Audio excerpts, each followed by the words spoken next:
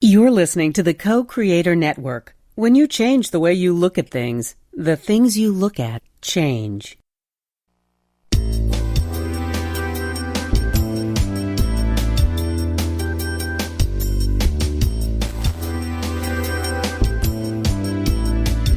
Good afternoon. Welcome to Why Shamanism Now, a practical path to authenticity, with your host, Christina Pratt, Director of the Last Mask Center for Shamanic Healing. She's talking about how shamanic skills can bring us to physical, emotional, mental, and spiritual well-being, especially when nothing else can. Now, here's your host, Christina Pratt. Welcome, everyone, to Why Shamanism Now. This is your host, Christina Pratt, and I'd like to begin our proceedings here today by calling out to the helping spirits to be with us. So let's all take a nice deep breath in and a nice long exhale out, and then open up our hearts and our minds to call out to all those who are good and true and beautiful in our ancestral lines, and to call out to these well ancestors to be with us here in these times. We call out to all of those who have survived times of great uncertainty, times of the unknown moving deeply and powerfully in our lives, those times when there are many, many variables and there is a feeling that no one is in control. Let us call out to those ancestors that have ridden through these times in the past and can lean in and help us to understand how to make wise choices in pandemic times. So we call out to these ancestors to be with us here today, to help to inspire the living to be wise, to be creative, to be inspired in how they go forward in these days, to open up the possibility of a new future for those who are coming. And let us reach past those human ancestors to our ever older ancestors, all of those spirits of nature and energies that inhabit this globe with us, be they the geography, be the elements, the plants, animals, insects, all that make up the great cycle of life, including the microbes. We call out to all that makes the great web of life strong and whole and magnificent in its diversity and its harmony. We call out to these energies to help us to see the beauty and the complexity and to find the awe in all life around us. As we call out to these more ancient ancestors to be with us here today, may they come in their many forms and to help us, the humans, navigate a course in this time. And so as the ancestral helping spirits in their many forms come in to circle around us here today, reach up and out and grab yourself wherever you might be and begin to draw yourself into your mind. Take another deep breath. Draw yourself down into your heart. And take another couple deep breaths and draw yourself down into your belly. Another nice deep breath and extend your energy down to the earth, reaching down through the layers of nature into earth herself, and take a moment to give thanks for your life, for all that is in this day, for all that has been that has brought you to this moment, and all that will be. Give thanks for life on earth. And choose to be grounded in that life, and send your energy down through all the layers of the earth to the very center of the earth, and take a moment imagining this extension of your own energy into the center of the earth, and anchor yourself firmly there. Let your own imagination discover a way to do that for you that feels real and true in your own imagined reality. And then draw that earth's energy up, all the way up to the layers of the earth into your body, drawing into your body the wisdom of manifestation, how to be here in form in a good way. And we draw up restoration and rejuvenation, the nourishment that rises up out of the earth, and a connection to that energy that supports all that we would call abundance here on earth. We call up that energy that is before it becomes 10,000 things. And as we draw that energy up into our bodies, let us be filled with the energy of the earth and remind ourselves who we are, where we stand, what we stand for, and what has heart and meaning. And may we build our life based on these things that motivate our heart.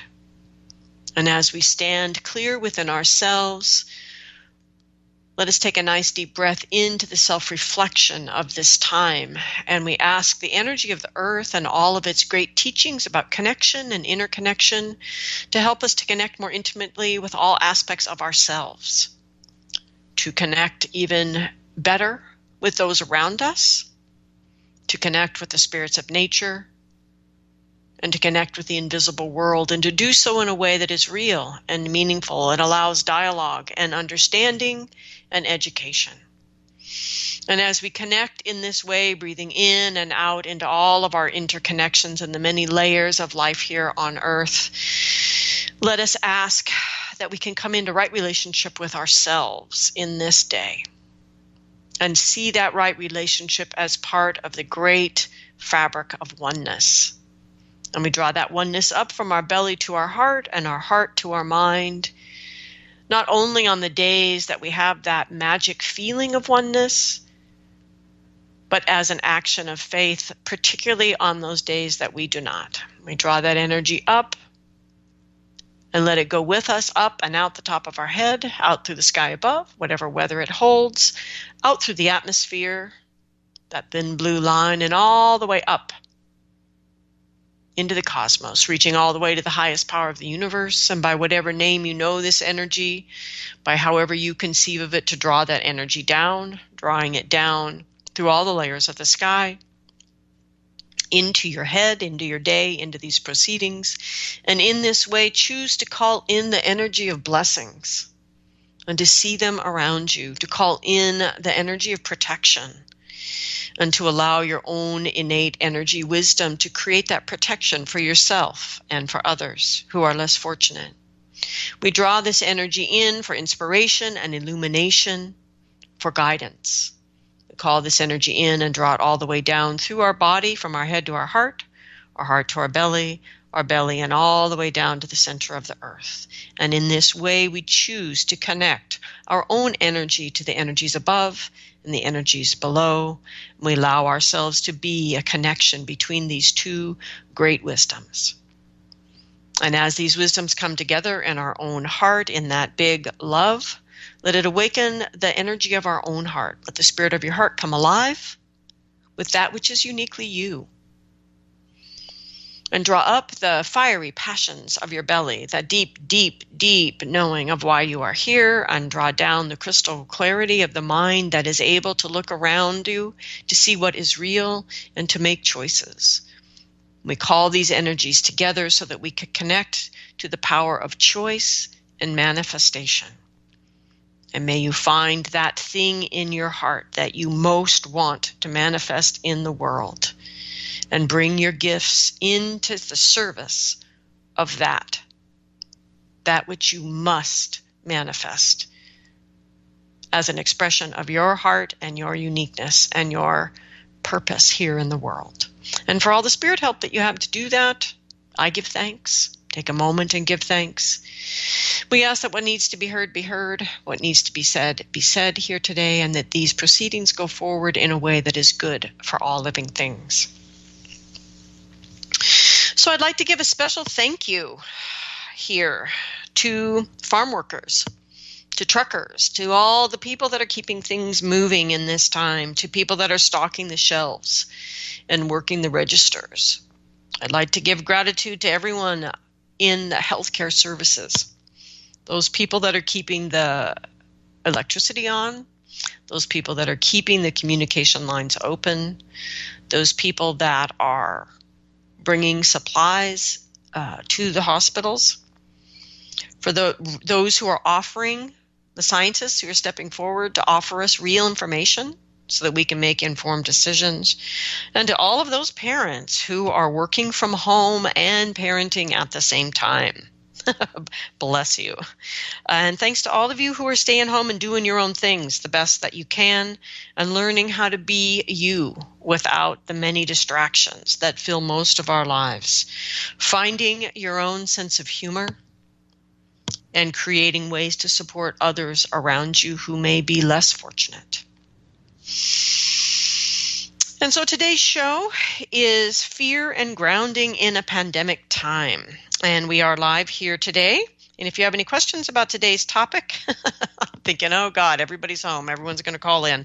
Anyway, you're welcome to call in at 512-772-1938, or you can Skype in from the co-creatornetwork.com site. If you do so, please keep your questions on topic. And you are welcome to email me at christina@lastmaskcenter.org, where you will also find our online offerings at this time. So, I've been spending several weeks with the rest of you in a crash course called How to Live as a Good Human Being in a Pandemic. Hopefully, next time this comes around, and believe me, there will be another, because this is what we have all collectively created as a result of climate change, as a result of our hunger for fossil fuels, et cetera, et cetera. So the question is, are we learning anything? Right? So, are you learning the numbers you need to pay attention to understand that what is a new virus will actually become a pandemic? Will you know in the future when it is time for you to self-quarantine? Right? Before anybody bothers to tell you, let's learn all of this now. So, at this point, I trust that everyone is very actively engaged in whatever they need to do to help the whole planet do what it needs to be doing, that you are engaged in your self-quarantine, that you are appropriately social distancing when you do need to go out, and you are doing so with grace and kindness to other living things, and that you are remembering wherever possible to get out in the sunshine, to get out in nature, not in droves and clusters, but in solitude, and that you are cultivating a renewed capacity for self-reflection, for being with yourself without distraction, and for listening to those inner voices you usually utterly succeed in ignoring. And I trust that you're doing the things you need to be doing based on whatever your work is here in the world, or based on the fact that you have just lost your work for the moment in the world, that you're doing what you need to be doing, whether your officials are telling you to do so or not, because you have the capacity to be your own true leader. So while we are cloistered, I hope that we're also being creative and not numbing our minds, binge watching shows and movies, and overwhelming our internet connections for those of us who have it. But hopefully you're being creative and thinking about things like, wow, what are those people that don't have the internet doing right now? And how could we create a world so that that reality didn't exist? Right? Let's be creative. How can we be engaging in this time in a way that we create a different reality on our way out the other side? Because we will come out the other side. And yes, there will be some people who aren't with us. Many of you know people who have already died. And yes, some will. Not most of us. But the issue here is, what world do we want to live in on the other side? So one thing to begin to practice, the easy stuff, is practicing how can you support others in your community. For example, right now, many of you don't know, but Portland is notorious for many things, beer and piercings, but also Powell's Books. Powell's Books had rare books and used books and self-published books all on the shelves with all the regular books. I don't know what you call a first-run book, like a first-run movie. But anyway, Powell's has been innovative. It's an entire block of bookstore. It's really book reader heaven. And right now it is quite literally in the danger of closing for all time. And so if you're bored and you think, maybe I want to buy a book, don't buy it on Amazon. Go online and buy it at Powell's, powells.com in Portland, Oregon, or maybe your own local bookstore, right? Buy art, for example. Remember that some people, some restaurants have found a way to be able to safely create takeout.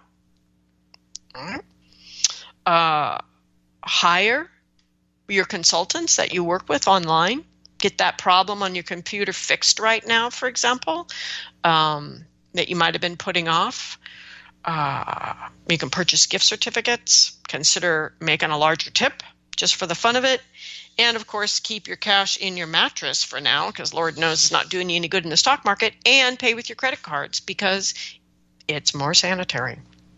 So even if your life just came crashing down, and understand, for many of us, this is very true.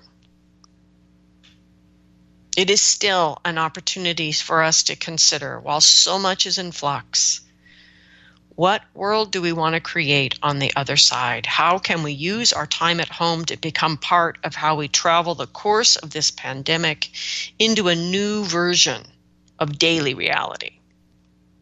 What if we decide to ride this out in a way that does not go back to how things were, but goes forward? Clearly, we want our favorite small businesses to survive, supplies on our shelves, and kids back in school. That we want those lives that have already been trashed by these changes to have new jobs, to access social services, and find a way to economically regroup, among other things. What I mean about going forward in a different way is in the sense of not just reestablishing the factors of everyday life that are part of how we got here in the first place. These are small changes we can all make, and what we have been shown is that our small changes are not linear changes. They're not even changes on an incline. They are exponential changes, or they have exponential power when we make these small changes. And so how do we choose to use this time in a way that is not the grip of fear trying to go back to how things were, but to accept what is and move forward? And how do we do so in a way that we reach out and help others who may be more challenged by this than we are? How do we go forward together into a new reality? All right. One of the first things that needs to happen is that we address fear, and that we learn how to be in relationship with fear. And I'm saying this with a great gratitude for the richness of understanding that we have from all of the work done in trauma healing in the recent couple decades, soul retrieval work, which has been going on for thousands of years, and good old-fashioned human experience. What we know is that we aren't our calm, creative, and compassionate best when we're in fear. Now, granted, we aren't supposed to be. When we are in clear and present danger, we need to take immediate action. Right? Our brains are hardwired to do that. That mechanism that helps us decide immediately what to do when we are in clear and present danger is part of the sympathetic nervous system. The sympathetic nervous system pumps really powerful chemicals into our body so that we can do extreme and definitive things, often referred to as fight or flight, but it's bigger than that. The most important thing is you understand you have a sympathetic nervous system. It is wired to respond to your fear. Okay, it's also important to understand that when that danger is not clear, when it's not present in our immediate space, we actually need to learn to turn that mechanism off. Because constantly cycling in that response, it's often referred to as a cortisol response because it's one of the main chemicals the body squirts into our system when we're responding with our sympathetic nervous system, that the constant cycling in fear when the fear is not clear and present, right, creates a constant cortisol response, which begins to affect the brain and how the brain develops. Now, it's important to understand that while that is true, it is also true that we can affect our brain and how our brain develops. So in other words, we are not the victims of our cortisol response. So here's the thing, right? When the danger isn't clear and present in our immediate space, we actually need to be calm and creative and curious and compassionate. And we specifically need those qualities now, because while the need to act is immediate, to self-quarantine, to take basic new extreme hygiene choices, that this is real and present now, that in reality, for the majority of us, for the moment, are actually physically safe. That distinction between I am worried about my future and I am in immediate danger now. And that's the distance that we need to parse here in coming into right relationship with our fear. And right now, what we need, what the world needs, is us to learn to turn off that sympathetic nervous system. For most of us, the danger is not immediate, and we need to start being curious and compassionate and calm. And so we need to learn to turn on the parasympathetic nervous system.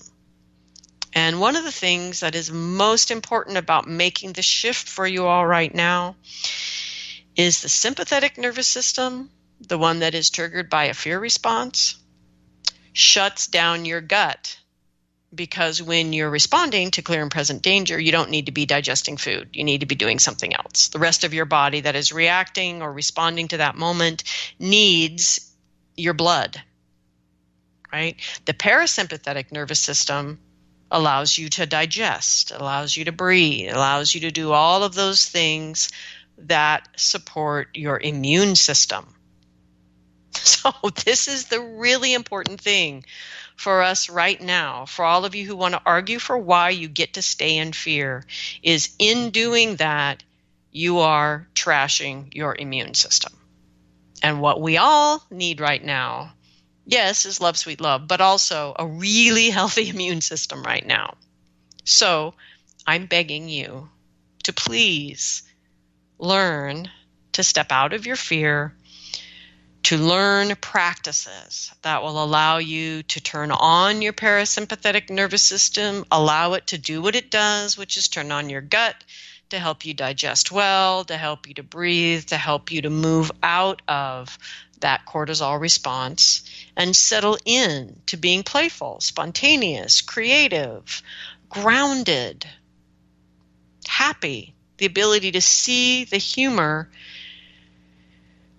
in what is otherwise really hard to bear. And it allows you, I think of the parasympathetic nervous system as giving us what we need to bounce. And the sympathetic nervous system makes us brittle and makes us break. And so let's all gain some bounce. Okay, so how will we do that? So it's very important to be able to recognize, okay, I have these two systems and I have the power to choose. Okay. And that I can recognize that I'm in fear, that I'm cycling in fear, and I can choose to stop those thoughts. Choose to calm that sympathetic brain response and begin the process of turning on the parasympathetic nervous system. One of the most important things is to be able to calm down enough, to question your thinking enough, right, to begin to discern what is the true root of your fear, because its true nature will guide you on the path that you need to learn from. In other words, we tend to just go, I'm in fear. But not all fear is created equal. Not that it's not all valid, but it's not the same. So, are you in fear, true survival fear, because you just got laid off from a business that is likely going to close, right? Or all of that amazing work that you've done to cultivate the skills that you have and these gifts, and you've got those 4 contracts finally to bring those unique gifts into the world, and they all canceled in the last 3 weeks. That this is real in the sense that it turns on your survival fear, because we have this not direct relationship anymore with survival, since most of us are not hunters and gatherers, right? And so our job then tends to be connected to what we actually experience as survival fears. So while survival fears are real, the question we have to step back to is, am I in danger right now in this moment? Because in this moment, I need to calm down so I can be creative about the future, so that I can be calm and make decisions about the future. Okay. So in other words, we can have these real survival fears, and people are in it right now. So be kind to each other. There are people that are really challenged right now in very real ways. There are also fear patterns that are patterned by past trauma. The person is not in that trauma now, hopefully, right? But the response has been patterned in the past. There are others that in the dynamics of the moment, you are touching the kind of anxiety or hopelessness that arises when we are close to the remnants of our soul loss, close to the evidence of that, and beginning to feel that place and not knowing what to do. Right? Another kind of fear, this is kind of 4th on my list, another kind of fear is when we're connecting into an aspect of ourself we have marginalized as we adapted to survive and fit in the dysfunction of our own family. That's an entirely different kind of fear. Right? There's another kind of fear that is generated by the fact that by the virtue of our birth, we are forced daily to engage with an unjust system that is so much bigger than we are. And there's also the fear that many people have for no reason other than the fact that they have developed a habit of living outside of their body.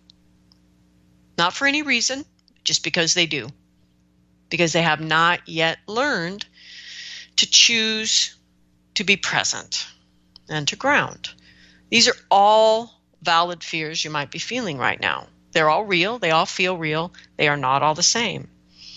Every single one of these kinds of fears has a path of transformation you can walk. They are just different paths. And this is why, if you have a tendency to go into a fear response, and many are right now, more so than usual, right? You need to be able to breathe and to ground and to calm down enough to parse the nature of the fear. And if you need help, to reach out to those people that can help you to do that. But it's very important to understand, what fear am I trying to step out of right now? They all trigger the same kind of response. They all feel equally real. But each one is asking for its own path out. Each path has many teachers who could assist you in finding that path. This is not just promotion for Last Mass Center, or even just promotion for shamanic healing. Because honestly, if the issue you're facing right now is about your work, getting a soul retrieval is not real helpful right now. Right? You need to be reaching out to other kinds of help and assistance. Right? If the issue is you just choose to not live in your body, right, then treating that as trauma isn't real helpful right now. As many people simply don't take that level of adult responsibility for their energy body hygiene to just choose to live in their body. Not everyone is not in their body for a traumatic reason. For a lot of people, it's just a habit. And so learning to ground is what they need, not deeper trauma therapy or even a soul retrieval. Now, in the process of learning to live in your body, you may come upon some of these other things. But that's not really what I'm talking about today. What I'm talking about today is how do you, at this time, move yourself out of fear so that you can begin to take actions, one, to address any real fear-inducing factors you need to address in your life. But more importantly, in the bigger picture for all of us, that we can move out of paralyzing fears, cycling fears while we're quarantined, frankly, and make decisions to move us into a better future. And I'm not just saying solipsistically make yourself a healing project while you're quarantined, not that that can't be part of what you're doing, but that what we all want to be thinking about, because this is the most powerful way to ultimately get out of fear, is to participate in the co-creation of a different daily reality for your everyday folk.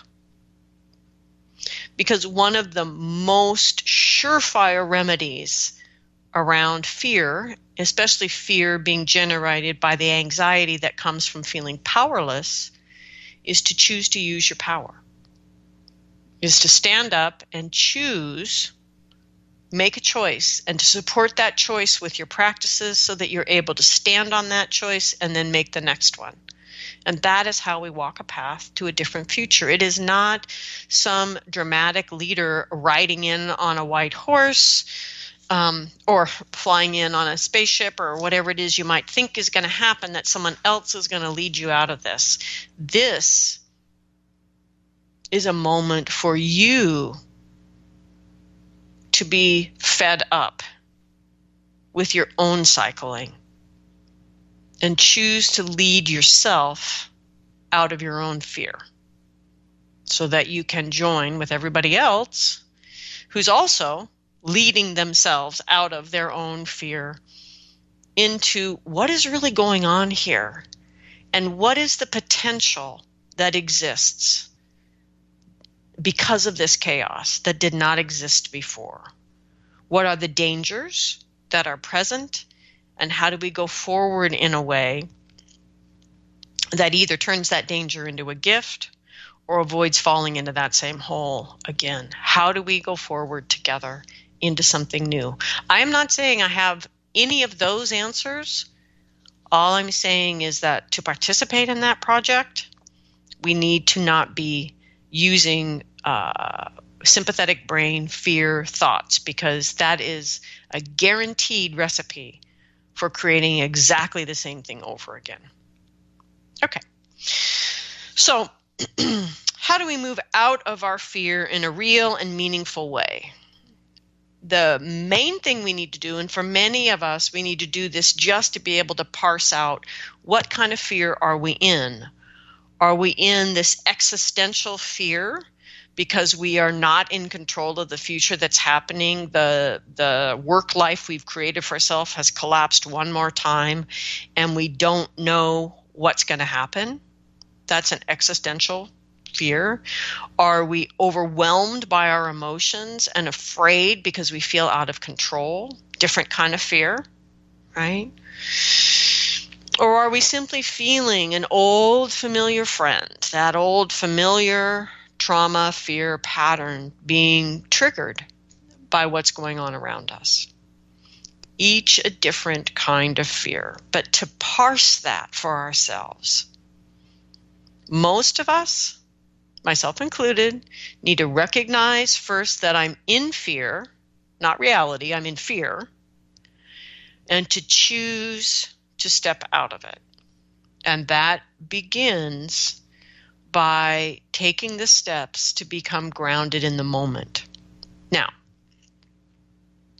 right now, all over the internet, everybody, their dog, parakeet, and cousin has a free online process for you to do to move out of fear or to boost your immunity, one or the other. But of course, moving out of fear will boost your immunity if you turn on your parasympathetic nervous system. Okay. So my personal feeling around being able to parse our fear accurately and choose a path to move out of that fear in a more lasting way is that we learn to be grounded.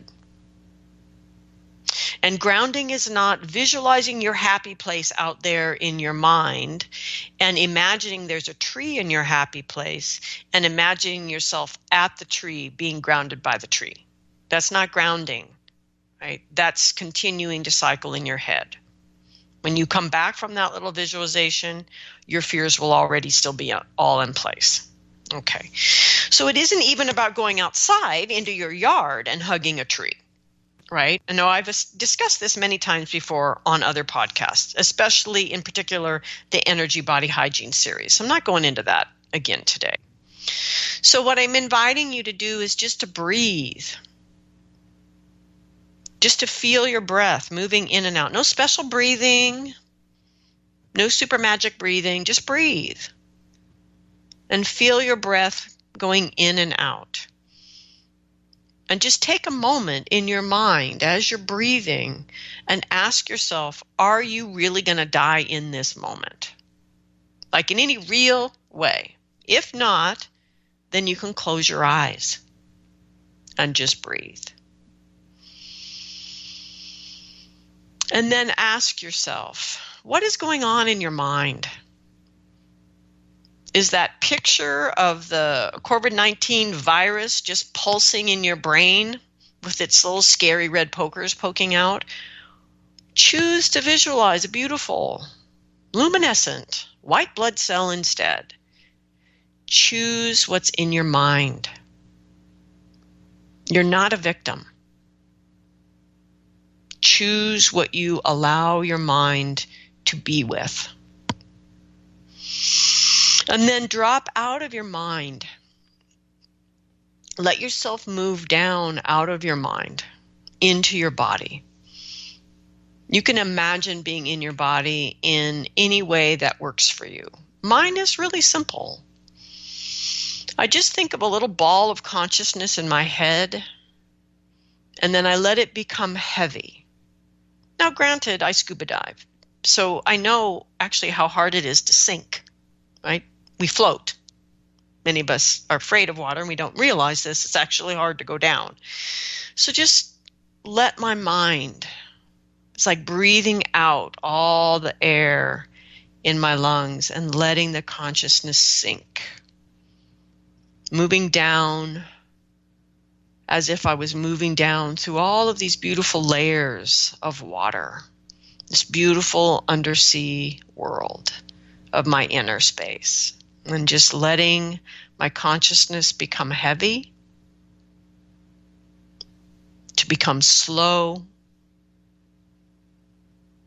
to become silent, and sink. And letting your awareness be in your body and not try to escape, not need to check your phone, not need to do this or jerk to do that, but just sink in to your inner space. And for some of you, that may be the practice you can do today. So do it twice today. And maybe tomorrow you can take the next step. And as you move down into your body, let your imagination bring in a plant, something from the green world to bring in a plant. I personally like a lily. It's old and traditional and works well. But bring in a plant. And now for those of you that just kicked out of this visualization because you don't have a good imagination, quote unquote, that you're not creative or that you can't visualize, I'm going to call you all on that because I'm pretty clear Every single human being on the earth masturbates. And I'm pretty sure when you're masturbating, you're visualizing. So some of you are visualizing when you're having sex with your partner that you're self-quarantined with. The point here is you all visualize.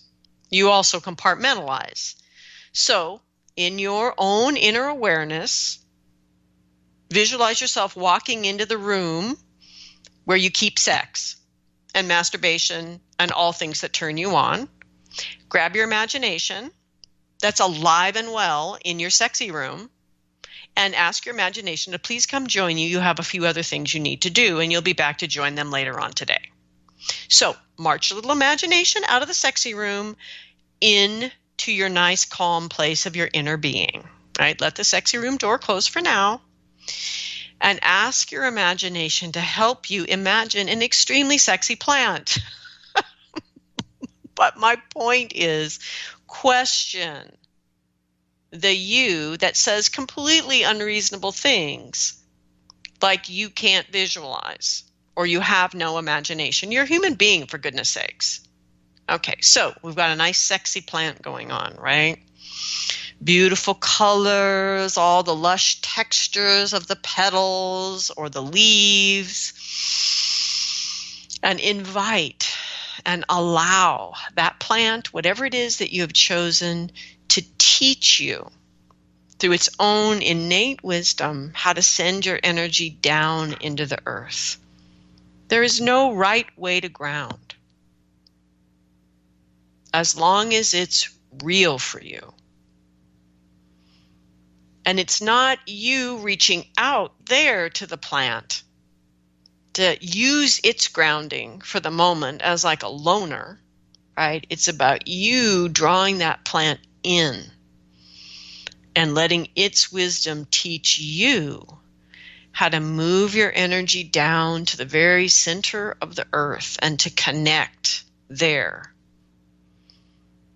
And just as plants draw the nourishment up from the earth to literally draw the energy of the earth up through your imagination and into your body, not in a picture outside of your body, but to draw the earth's energy up and into your body in the same way a plant draws the nourishment of the earth, literally as molecules up into the plant. So draw the earth's energy up into your body, into your bones, into your muscles. Just let your imagination keep making it real. Your imagination does this for you all the time. Let it do it here now. Letting the energy of the earth fill your cells with its cool and refreshing, calming presence. And let it fill all the way up your legs, into your pelvis.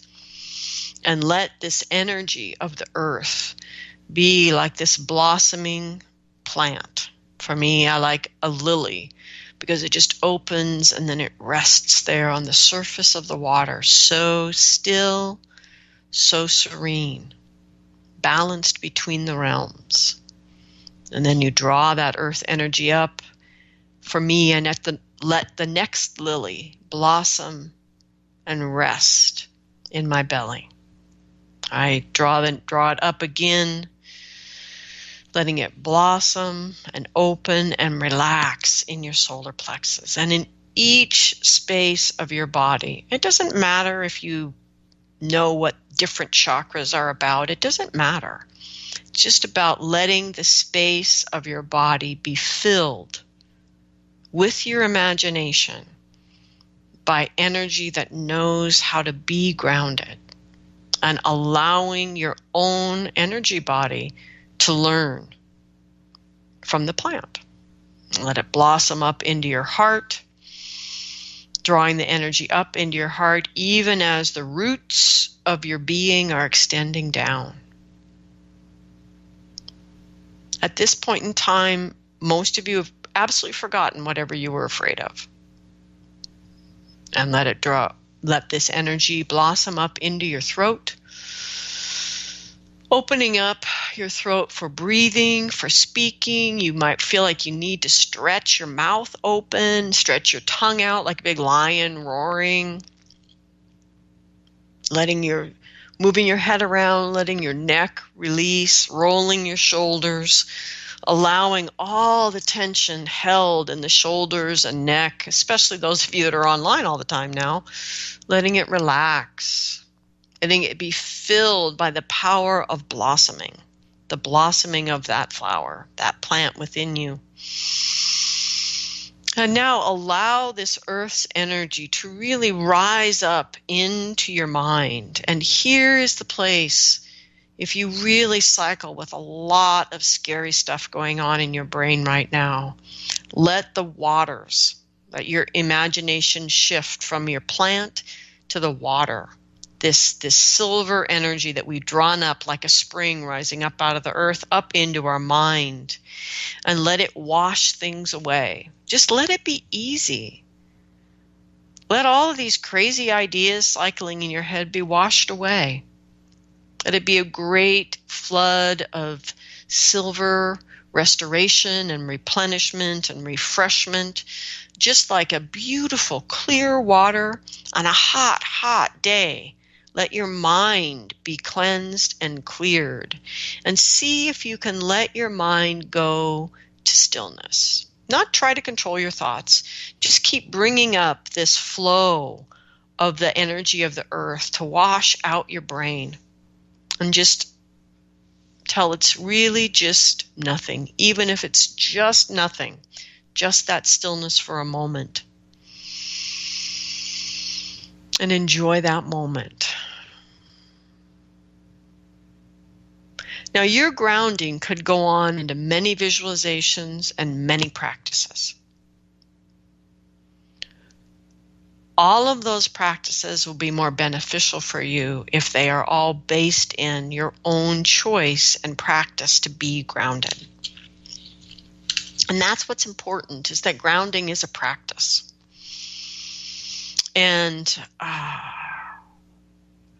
what's important about that practice is in that practice of being grounded and stilling and calming yourself, you allow your parasympathetic nervous system to come back online. You allow your gut to start working again, your breath to release, your diaphragm to relax, and all the many things that allow you to simply be a highly functioning human here in the everyday. Right? It's important for this teaching yourself to not be in fear to the best of your ability, if you can figure out how, while still maintaining your 6 feet and essentially staying self-quarantined, to sweat. You'll all sleep better if you sweat every day. And it's important to find a way for us to move our bodies and to move out of the stagnation, right? It's important to cultivate this inner sense of self. And ultimately, possibly, getting to a place where you could even engage with the help of spirit and maybe journey to find the deeper root of that fear from a place of curiosity and compassion for yourself, trying to stay out of that cycling in the mind that is so engaged with that fear. And as you calm the fear and can be more grounded, really important thing is to then take action. Take some new action that you haven't done before to continue to engage and explore and enjoy that parasympathetic nervous system. So there's a couple other things going on right now that would be other ways that you could begin to cultivate this ability to be grounded and then take action, to choose to move out of your fear, to ground yourself and take action. So one of them, time sensitive, April 1st. Sandra Ingerman is going to be doing a free online event, which will include a healing ceremony and shamanic practices for those who are inclined in that way. You can go to the Why Shamanism Now Facebook page And a link to register for that free event is there on that page. It's an opportunity to learn new practices for calming your fears, for optimizing your health and strength, and for continuing, something like the visualization I just did, to move up to the radiant divine spiritual light and to do something for the benefit of all. And so when I talk about action, I want to reinforce this. Doing something for the benefit of all.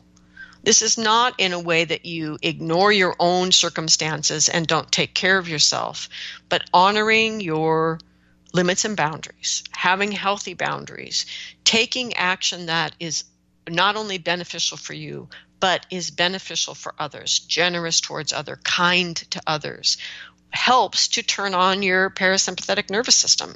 It helps to engage in your own health and well-being in a much larger way, and it helps us create a new world going forward in which we are kinder and more compassionate. Okay, so another really great resource right now is the Shengzhen Online School. That is spelled S-H-E-N-G. S-H-E-N-G, it's first word, and then Z-H-E-N. Z as in Zed, H as in hen, E-N. The free online school is a huge range of Qigong practices, meditation practices that are available, taught beautifully by a master teacher and available for you online. They are having a free online class Thursday, 2 days from now. Thursday would be March something or other, at 8 a.m. But more importantly, the online school is there all the time and it's always free. And they have a grounding practice. Check it out. I also encourage a meditation they share called a Union of Three Hearts. I've been doing that a lot in my self-quarantine. It's very helpful, connecting you to the earth, connecting you to humanity, connecting you to the greater cosmos, and back again in your own body. There's another beautiful practice for those of you that are really challenged right now in your heart, really congested around what you're feeling, what to do. There's a beautiful practice called Awakening the Soul. It's a seated Qigong practice. It's excellent for the situation that many of us find ourselves in. They're great resources. So as we're coming to the end of our time here, I want to share something, a story, real story. So I was in New York City, September 11th, 2002. So for those of you that are still in the grounding visualization, I'll do the math for you. That's a year after the events of September 11th in New York City with the Twin Towers. And the city was grieving still, actually, and there was a great deal of memory coming up at that time and beautiful memorials being done. I have no criticism for New York and New Yorkers at all in sharing this story. Things were done honorably and with great grace.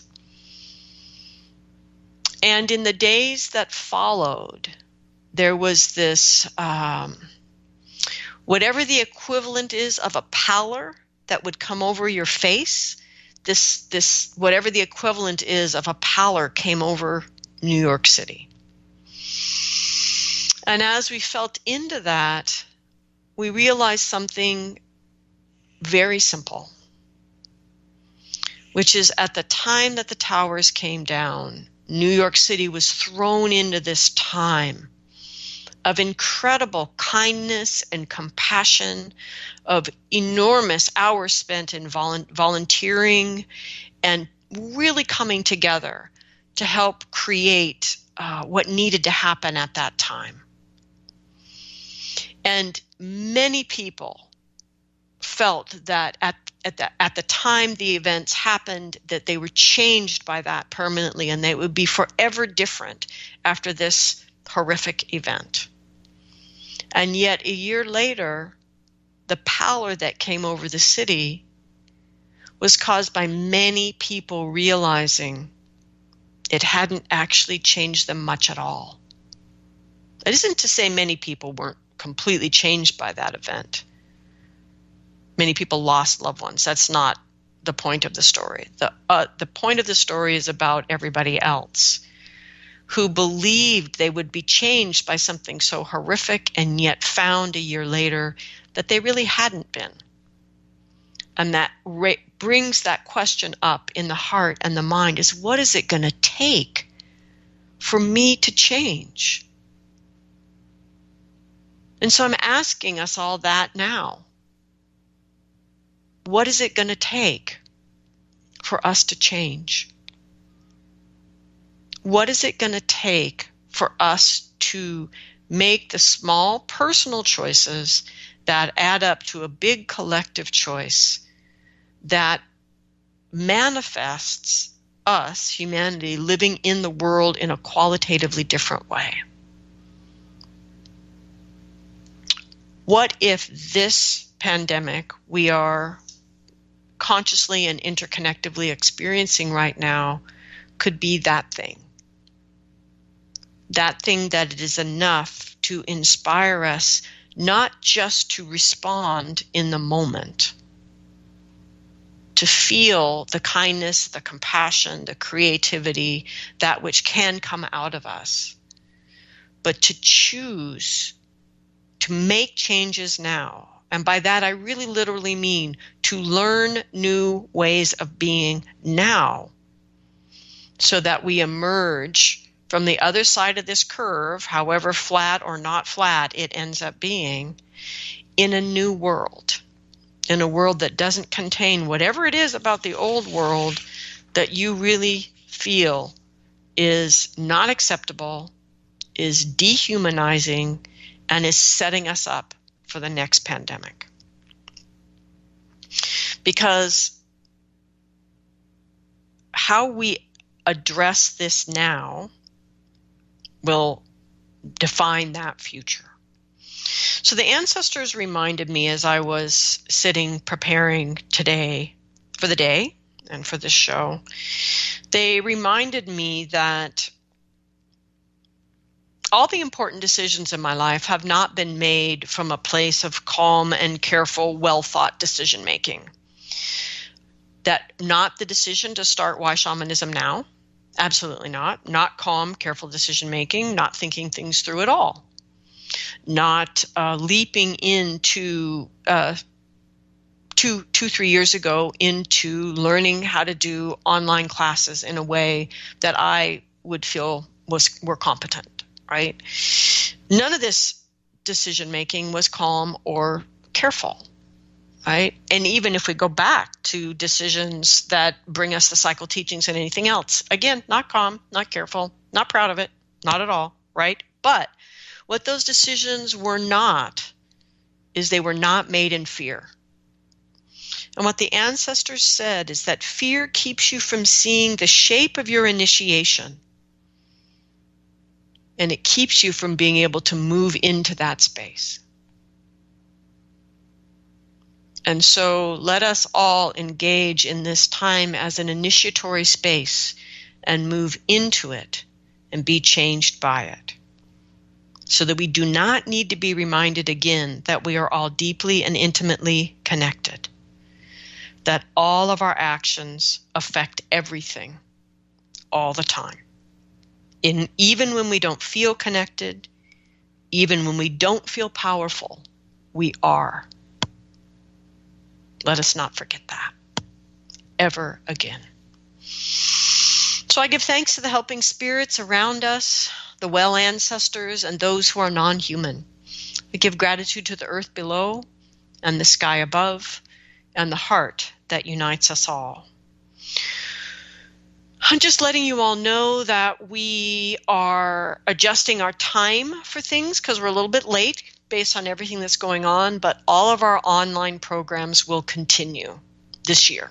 Nothing will be canceled. They will all go forward. Things are just going to start a little bit later than was projected months ago before we knew what we would all be doing at this time. So feel free to go to lastmaskcenter.org to see what's going on. And know that I'm going to get in there and change some dates as we all regroup and how to go forward with these offerings for those of you that are wanting to learn something new so that we can create a different world. Thank you, everyone. Stay safe.